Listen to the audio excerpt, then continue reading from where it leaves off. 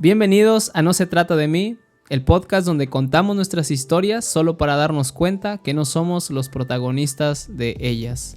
El día de hoy me acompaña un invitado muy especial, un invitado que estoy muy agradecido porque haya aceptado esta invitación. El día de hoy nos acompaña nuestro hermano Jesús Salinas. Hermano, muchas gracias, Eric, es una bendición poder estar aquí contigo. Amén. No, es un gusto de que haya aceptado la invitación. La verdad que estoy muy contento de que tenerlo en este espacio. Esperemos y yo sé que va a ser de bendición esta conversación. Y bueno, las personas que a lo mejor muchas personas ya lo conocen, a lo mejor otras no tanto, pero la idea es de que las personas sepan lo que Dios ha hecho en su vida, lo que Dios ha hecho a través de su vida y cómo Dios se ha glorificado con su vida. Amén. Amén. Y para iniciar, hermano, ¿qué le parece si nos cuenta quién es el hermano Jesús Salinas? ¿Qué está haciendo el hermano Jesús Salinas en la actualidad? Ok, bueno, pues soy, por misericordia de Dios, soy evangelista. Amén. Predico la palabra de Dios donde sea. Yo creo que el pronunciar al Señor Jesucristo, hablar de Él, es una satisfacción inolvidable. Es hablar de quién es Él y de qué es lo que podemos hacer a través de Él. No solamente es predicar a Cristo por predicar, sino que la gente se dé cuenta que hay un Cristo que cambia, que hay un Cristo que transforma, que hay un Cristo que nos ama, ¿me entiendes? Sí. Que por misericordia y gracia de Él, estudié el Instituto Bíblico. Ha sido un proceso difícil, muy difícil, demasiado difícil, porque conocer al Señor Jesucristo es lo mejor que te puede pasar, pero no solamente es conocerlo, sino abrazar la fe. Amén. Terminé el Instituto Bíblico 4 años, un año más en el bachillerato en Teología Bíblica. Estoy por entrar nuevamente a la licenciatura en Teología Bíblica también, preparándome cada día más. Hay una frase que se me vino a la mente hace tiempo, la cual la puse por obra al dar clases. Uh-huh. Todo lo que yo aprendía en el instituto lo vaciaba en mi iglesia, ¿sabes? Porque la iglesia también necesita ser enseñada. Amén. Lo vaciaba ahí en la iglesia donde yo me congrego. Y hay un eslogan que tengo por ahí, el cual le puse: aprender más para servir mejor. Muy buen eslogan. Es muy importante aprender más para servir mejor. Sí, porque es aprender para dar, porque si uno aprende y no suelta, llega un punto en el que pues es un conocimiento nada más ahí. Sí, es un conocimiento que está estancado. Sí. O sea, no solamente es aprender, sino también enseñar. Y Dios me ha dado, fíjate cómo Dios prepara, ¿sabes? Porque cuando yo empecé a dar clases, nada más lo daba ahí en mi casa. Uh-huh. En mi casa nada más, y con los hermanos de la iglesia. Posteriormente otros hermanos se dieron cuenta que daba clases de evangelismo, de homilética, y me empezaron a hablar en sus iglesias. Y Dios me fue preparando de una manera directa en ese aspecto. O sea, pues mis clases de media hora, en ocasiones hasta 40 minutos, etcétera. Pero Dios me fue preparando para llevarme a un instituto bíblico. Entonces, hoy por hoy doy clases también en un instituto bíblico en el cual el hermano Saúl Martínez ha sido de grande bendición. Me dio la oportunidad de ejercer mis conocimientos básicos que yo aprendí en la institución, el Instituto Bíblico de Benecer. No es promoción, no es promoción, sino que es una bendición para mí, porque después de haber sido lo que era y que Dios te lleve a esto, ¿sabes? Es de bendición. Es de bendición, es de mucha bendición, porque te das cuenta que Dios ama y que Dios tiene misericordia de ti, ¿sabes? Y tiene un plan que no, a veces nosotros estamos perdidos, estamos alejados de ese plan porque por circunstancias no caímos en un hogar que no conocía a Cristo, por cualquier circunstancia, pero estamos lejos de ese plan y a veces nosotros no sabemos que somos parte de ese plan. Y cuando llegamos al plan nos damos cuenta de que, wow, o sea... No, es diferente. Es Créeme totalmente... que es una grande bendición. Amén. Lo que hoy sí te puedo decir, ¿quién es Jesús Salinas? En Cristo. Uh-huh. En Cristo, porque platicar de mi vida pasada es algo muy difícil, algo muy duro, porque no es fácil nacer en un hogar que no es cristiano. Yo veo jóvenes que son hijos de pastores, veo hermanos que nacieron en una cuna cristiana, y en cierto momento yo decía, me hubiera gustado nacer en una cuna cristiana. Me hubiera gustado que papá, mamá hubieran sido cristianos desde siempre, ¿me entiendes? Entonces yo decía, qué privilegio tienen aquellos que nacieron en una cuna cristiana. Y a veces no se dan cuenta. Sí. A veces no se dan cuenta. Porque, por ejemplo, yo también no vengo de una familia cristiana. Nosotros nos convertimos, somos la primera generación prácticamente. No. Y es cierto. Normalmente las personas que... Es como... Yo lo veo así. Las personas que lo tienen, a veces no lo valoran. Como dice el dicho allá, ese dicho que no valoramos lo que tenemos hasta que lo tenemos perdido. Sí. Y eso es muy cierto. Hermano, ¿usted hace cuántos años que es ya cristiano? ¿O que se entregó al Señor? No, pues yo tenía 19 años cuando me entregué por completo al Señor. Ahorita tengo 37 años. 37. Ya tengo, ¿qué? 16. 19. Como 17 años. Ajá. 17 años sirviéndole al Señor. ¿Más? Con todo, sí. Más de 17 años. Y desde entonces no ha parado. No creas, o sea, sí he tenido mis altas y bajas, no es fácil, pero yo creo que abrazas más la fe cuando sabes de dónde Dios te saca. Sí. Cuando valoras lo que Dios ha hecho por ti, sí. Pero no es fácil mantenerse de pie. Recuerdo la palabra de Jesús cuando dijo que hace esta parábola y que le dice en una determinada situación, que le dice, el que a mucho se le perdona, mucho ama. Sí. Y yo creo que sí. Hermano, usted mencionaba que no había nacido en cuna cristiana. No. No sé si nos quiera compartir qué hacía antes, cómo era su vida antes de llegar a Cristo, y por qué dice que le hubiera gustado nacer en una cuna cristiana, y por qué valora, o sea, que las personas que nacen en un ambiente así, porque fuera de Cristo pues es diferente, ¿verdad? Muy diferente. Créeme que a mí me hubiera gustado nacer en una cuna cristiana por dos cosas. Primero, tener el amor de Cristo en medio de mi hogar. Uh-huh. Y segundo, tener a papás unidos. Yo nací en un hogar disfuncional donde papá nos había abandonado desde muy pequeño. Uh-huh. Muy pequeño. Entonces, yo nací, papá se fue a vivir con otra persona, tuvo otra familia, y mamá fue padre y madre para nosotros desde siempre, Eric. Sí. Desde siempre. O sea, desde que yo tengo uso de razón, mamá salía temprano, a las 7 de la mañana, trabajaba todo el día, salía a las 3 de la tarde, llegaba a la casa, nos daba de comer, lo que en ocasiones es una vida difícil, Eric, una vida muy difícil, porque nosotros no tenemos solvencia económica.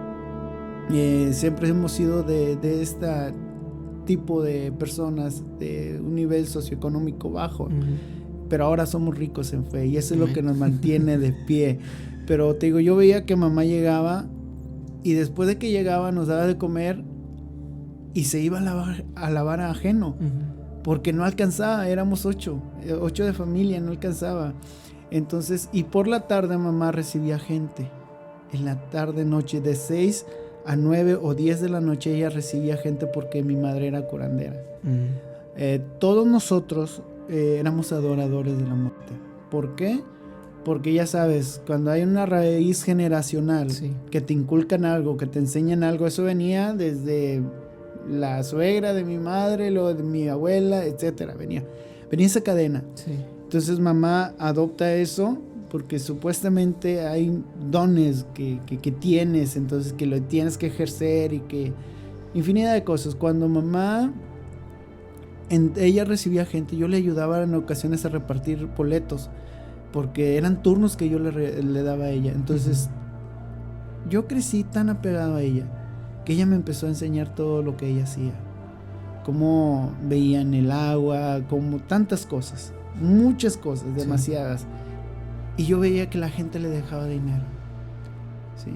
Entonces de ese dinero ella nos daba y nos daba y nos daba. Para mí fue una niñez muy difícil. Yo no tuve una infancia, yo no la tuve, porque aparte de que era muy hiperactivo, en ocasiones pues muy rebelde también, y eso llevó a que hubiera un conflicto entre mis hermanos, ¿sabes? Porque mamá se iba y los que se quedaban a cargo eran mis hermanos mayores. Entonces pues en ocasiones quizá a lo mejor hacía travesuras, entonces, y ellos me castigaban. Sí. Pero en ocasiones yo no lo veía de esa manera, ¿sabes? Yo lo veía como un ataque de ellos. Sí. O sea, yo me sentía vulnerable. Me llegaban a golpearme. Hubo una vez que me amarraron a un poste de un palo y yo me enojaba tratándome de quitar y no, o sea... Es que a veces entre los hermanos hay roces y hay todo sí, esto. Sí, bastante. Créeme que uno de ellos me lastimó mucho y yo le agarré un coraje como no tienes una idea. Cuando tú naces en un hogar que no es cristiano, donde no está el amor de Dios, donde no está Jesucristo o donde Cristo no es el protagonista de tu familia, es muy difícil no guardar rencor. Sí, es cierto. Es muy difícil no perdonar, ¿me entiendes? Entonces yo fui creciendo con un corazón cauterizado totalmente por el odio. Yo pensaba que la vida era golpes, ¿me entiendes?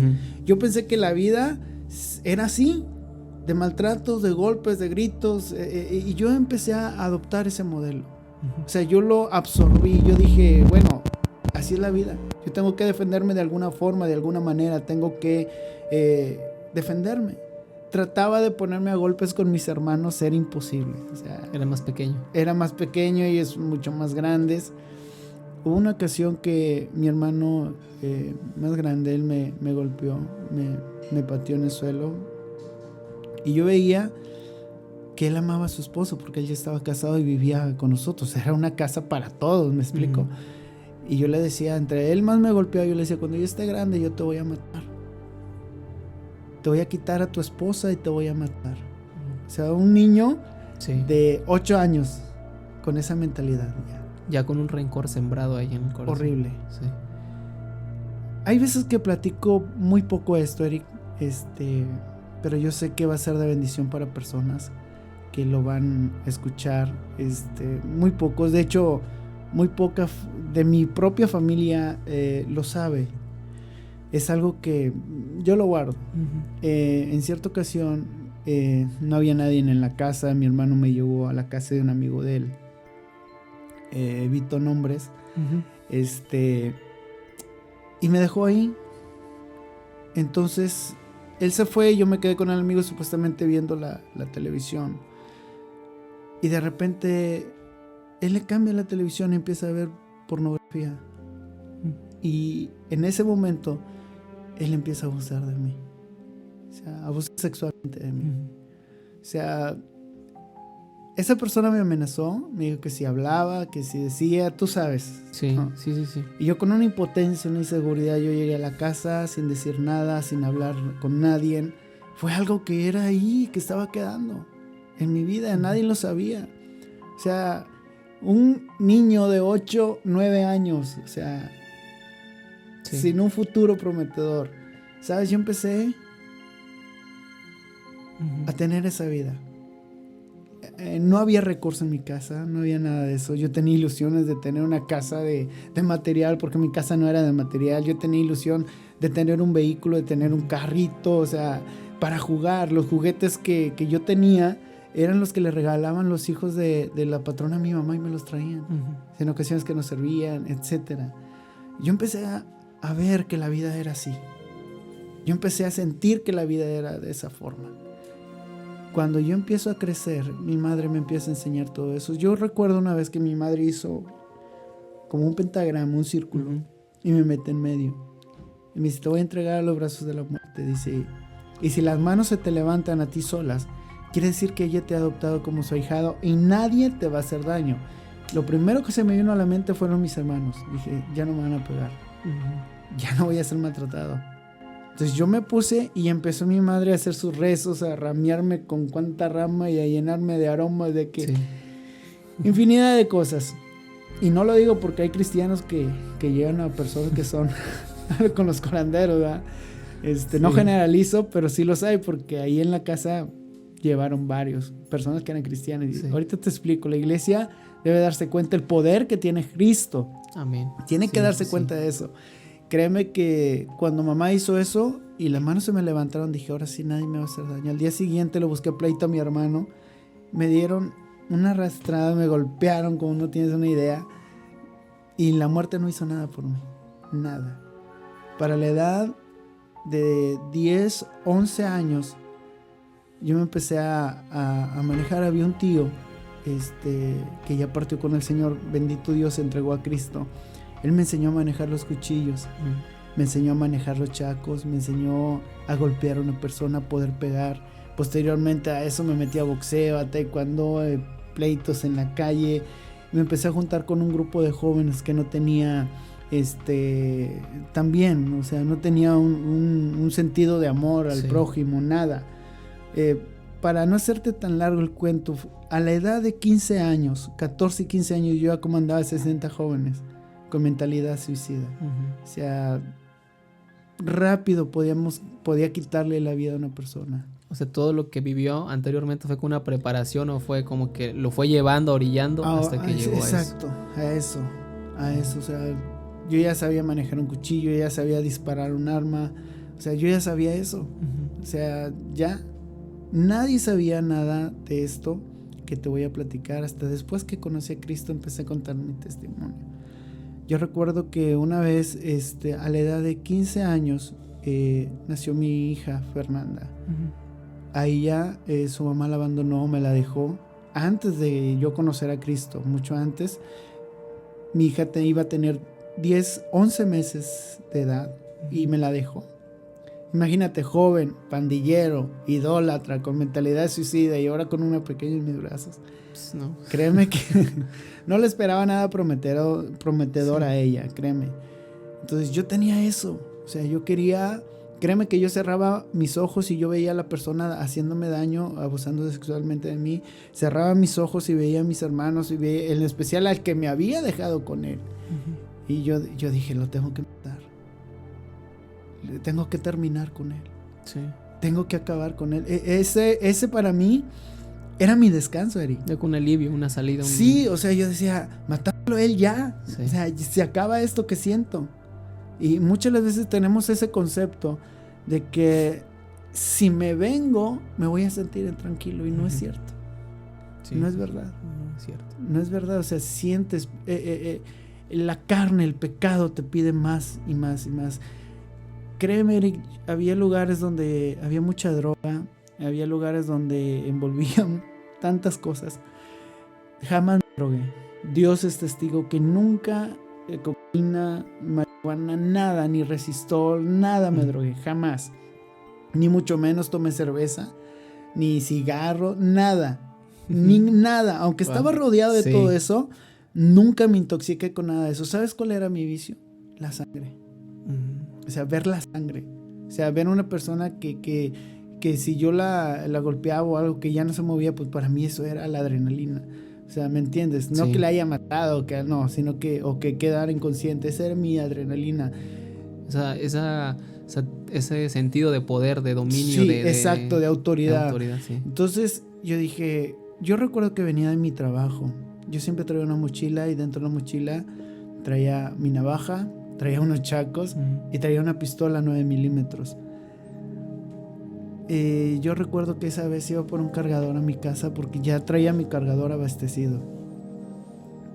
Y yo estaba decidido a matar a mi hermano. Imagínate, mi hermano, o sea, la inconsciencia, o sea, hasta dónde puede llegar un corazón o una persona que no conoce al Señor Jesucristo. O sea, un joven, hoy en la actualidad hay miles de jóvenes con esa mentalidad. Sí. Y que necesitan emergentemente tener un encuentro con Jesucristo. Pero ¿cómo lo van a tener si la iglesia calla, Eric? Si la iglesia por miedo, por temor, ven a un drogadicto, ven a una persona alcoholizada y en vez de acercarse a predicarles el evangelio o mal vestida, sacan vuelta. Sí. Y te digo porque yo era una de ellas. O sea, esa vez yo traía mi ropa, o sea, yo era un malandro, o sea, traía el pelo largo, traía trencitas hasta acá, traía aretes, mis pantalones todos flojos, mi camisa por fuera, mi mochila, o sea... Es de que esos que ven en la calle y que... sí, aguas, sí. Créeme que sí. Entonces, el microbús se hace una parada antes. Y me dice, oiga, lo voy a bajar aquí porque voy a echar gas, se me terminó el gas del micro. De acuerdo, voy rápido y vengo. Yo iba por otro cargador a mi casa. Mi intención era ir de noche a la casa de mi hermano y estando él ahí, descargarle los 2 cargadores a él, nada más a él. ¿Me entiendes? Sí. Entonces, cuando yo veo que adelante de mí se baja una joven vestida de enfermera, y va caminando, y en medio de un lugar conflictivo, hacemos un cruce, y empezamos a interactuar, y lo primero que me dice: Cristo te ama. Y yo, ¿Cristo? Dice: sí, Dios. Y empezamos a hablar. El dueño de todo esto, Cristo te ama. Le digo: ¿yo dónde vives? No me quería decir, obviamente. O sea, ¿cómo estaba yo? Sí. ¿Dónde vives? No, más adelante, ok. Me dice: Cristo te ama, busca a Dios. Así. Esas palabras impactaron mi vida. Cuando escuchas la palabra Cristo te ama, hay un golpe fuerte dentro de ti, pero realmente lo experimentas cuando tienes una cercanía con Él. Entonces yo me voy con eso en la mente. Cristo me ama. El dueño de todo. Y empecé. Dije: ¿dónde estaba Cristo cuando papá me abandonó? ¿Dónde estaba Cristo cuando mis hermanos me agarraban en el suelo y me golpeaban? ¿Dónde estaba Cristo cuando no tenía para comer, sabes? Y decía esto: ¿dónde estaba Cristo cuando aquella persona abusó sexualmente de mí? A mí que no me digan que hay un Cristo que me ama, porque no existe. No lo vi. O sea, yo pensaba eso. Y yo recuerdo que esa vez, antes de que ella se metiera a su casa, yo le dije: no existe Dios. Yo no lo he visto. Sí. Me dice: es que Dios siempre estuvo ahí. Eres tú el que nunca volteaste a verlo. O sea, esas palabras, Eric, impactaron mi vida. Yo llegué, me metí hasta el patio trasero de mi casa y por primera vez volteé a ver al cielo. Y esto no se me olvida, lo siento tan palpable, ¿sabes? Porque yo recuerdo que volteé a ver al cielo y le dije: si tú existes, ven, ayúdame. Caí de rodillas y empecé a llorar como nunca antes había llorado. Sí. Saqué el arma que yo traía, saqué el cuchillo, lo dejé ahí. Y no sé, yo nada más puse mis brazos así y empecé a llorar, como no tienes una idea. Yo me levanté, dejé el arma ahí, dejé mi mochila, dejé todo ahí. Y duré 3 días buscando a esta joven. Si te dieras cuenta el poder que Dios tiene, Eric, donde nosotros hacíamos invocaciones. Más adelante había una iglesia que se llama Salmo 23 hasta el día de ahora. Cuando nosotros empezamos a invocar y empezaba el culto, empezaba el pastor a predicar, no podíamos hacer nada. Teníamos que esperar a que la iglesia se callara, que el pastor cerrara la iglesia, que el último hermano se fuera, para poder trabajar nosotros. Los curanderos lo saben. Sí. Los satanistas lo saben. Los demonios lo conocen. Lo que en ocasiones lo pasan desapercibido en la misma iglesia. Son los cristianos. Los cristianos son los que desconocen.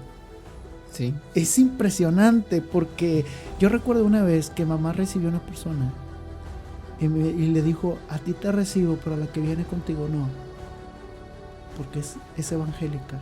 Dile que se vaya, si no, no te puedo hacer. Se fueron mejor las dos.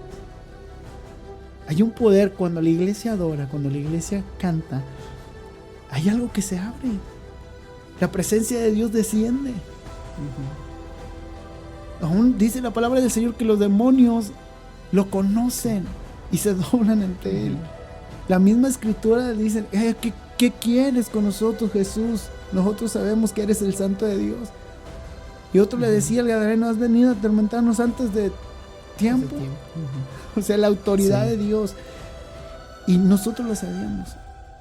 Yo recuerdo que duré 3 días para encontrar a esta joven. No porque me llamara la atención, sino porque yo quería escuchar eso que ella me había dicho. 3 días, brother, hasta que la encontré. Yo recuerdo que la encontré y platiqué con ella y me dice: el sábado te invito a la iglesia. Está bien, un rato a misa, no pasa nada. Todavía con ese concepto. Sí. Y un rato a misa, pues no pasa nada, está bien. Y ya después me la llevo por ahí, hago con ella lo que quiero y se acabó el asunto. Pero los pensamientos de Dios no son los mismos pensamientos que tiene el hombre. Dios tiene pensamientos de bien y no de mal, de bendición y no de maldición. Mi pensamiento era diferente, totalmente abismal, grandísimo, al pensamiento de Dios, el propósito de Él perfecto. Yo recuerdo que llegué ahí, platicamos y después me dice... Entonces llega a la iglesia, hermano, lo invita a la... Sí, me invita a la iglesia y yo había interactuado con ella. Créeme que me dice, te invito a la iglesia, vamos. Y dije, pues un rato a misa, no hay problema. Entonces, mi vestimenta, o sea, mucha gente le decía a ella, después me di cuenta que le decían, ¿sabes de qué no te juntas con él? Él es un marihuana, un drogadicto. Pensaban que yo era de esa forma porque yo me metía por las personas, hermano. Las amarraba y las levantaba y me las llevaba, o sea... Y pensaban que yo era de esa manera, que yo era drogadicto, alcohólico. Entonces ella me dijo, te invito a la iglesia el sábado, vamos. Y yo, pues está bien, un rato a misa. Me regreso y me quedo pensando, porque ella me sigue hablando de un Dios que tiene misericordia, de un Dios. En todo momento su plática fue Dios, Cristo, Dios, Cristo, amor, amor. O sea, bien grabado. Entonces yo llego a mi casa y yo había sentido algo en mi corazón. Yo recuerdo que mamá la habían invitado a una boda o algo así y me había comprado un pantalón de pinzas, camisa de manga larga. Sí. Yo jamás en la vida dije, nunca lo voy a usar. Unos zapatos ahí estaban nuevos, yo usaba tenis. Entonces yo llego esa vez y le digo, mamá, ¿dónde está la ropa que me compró? Y me dice, ahí está. ¿Te la vas a poner, loco? Y yo, pues sí, no, pues digo, pues nada más para usarla. Yo no quería decirle que iba a ir a una iglesia, y mucho menos cristiana, porque había un choque fuertísimo. Mi mamá no podía ver a los evangélicos, créeme. Y no creas que porque, son santos, no, porque sabía el poder que había en ellos. Entonces, yo recuerdo que me senté, la pistola la enterré, Eric. Ahí, sobre esa donde está la pistola, la navaja, los chacos, y construimos la casa. O sea que eso quedó enterrado, ahí abajo.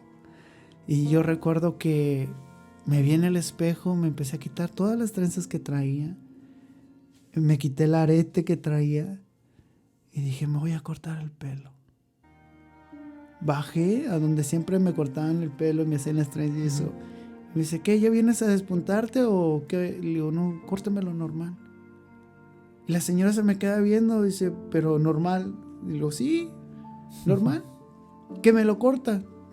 Llegué a la casa, me he cortado el pelo, me metí a bañar, me puse la ropa. Parecía otra. No, así, rápido. Yo jamás me había fajado las camisas, Eric. Me la fajé, me puse un cinto y los zapatos hasta parece que era de adrede. Mamá los había comprado de charol, que me los pongo. Yo dije, que me voy. A donde ella vivía, en la mera esquina, había personas a las cuales pues yo le debía muchas cosas. O sea, era una pandilla que estaba ahí, pero a la cual yo también le había hecho daño. O sea, yo no bajaba sin mi pistola y ellos sabían que traía la mochila y traía con qué darles, ¿me explico? Sí. Pero esa vez bajé sin nada. Y yo recuerdo que venía caminando y dije, Dios, que no estén ahí. Porque si están ahí y me dicen algo, yo me voy a defender. Yo me voy a regresar por lo que tengo. Por favor, que no estén ahí, que no estén ahí. Llego a la esquina y volteo, estaba el puño, Eric. Todos estaban ahí. Y yo llego en la esquina y me medio paro y dije, el primero que se venga. Nadie. O sea, se voltearon, se me quedaron viendo y siguieron platicando y dije, no me conocieron. Llegué con la chica donde estaba y se me queda viendo y dice, así te debes de vestir. Cuando yo llego a la iglesia, el pastor estaba predicando un mensaje. Nunca se me va a olvidar el nombre de la hermana Gudelia. Era una hermana bien bendecida, brother. Entonces esta joven me pone contra la pared, pone a la hermana Gudelia y pone a otras hermanas. Estaba pero aplaudiendo, pues cómo me salía. Créeme, Eric, nunca había sentido miedo, jamás. Me podía enfrentar con 2, 3 personas o enfrentamiento, etcétera. Jamás había conocido el miedo. El miedo lo conocí cuando... Con la hermana Gudelia. aparte, pero cuando puse por primera vez mi pie en la casa de Dios. Un miedo, me sudaban las manos, Eric, temblaba. Y cuando yo entro, el pastor Jesús López, que hasta el día de ahora es mi pastor de toda la vida, él estaba predicando un mensaje, decía, valiente no es aquel que trae una navaja, y valiente no es aquel que trae una pistola, valiente es aquel que se entrega a Cristo. Y yo, ¿por qué me está diciendo a mí? O sea, ¿por qué me está evidenciando? Ni sabe, ahorita cuando, ni sabe. Sí. O sea, yo agarré coraje, bro, porque... Sí, pues va. Pero sin saber yo que era Dios el que estaba hablando con él.